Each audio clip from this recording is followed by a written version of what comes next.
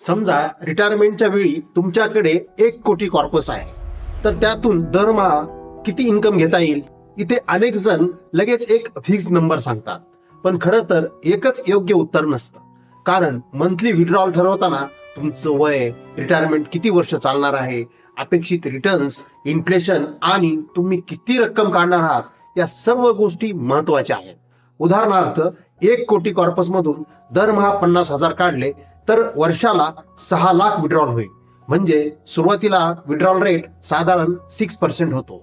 पण याचा अर्थ 6% विड्रॉल प्रत्येक परिस्थितीत सुरक्षित आहे असं नाही. मार्केट परफॉर्मन्स आणि विड्रॉल पॅटर्नमुळे परिणाम बदलू शकतो. म्हणून रिटायरमेंट मध्ये फक्त माझ्याकडे 1 कोटी आहेत एवढं पुरेसं नाही.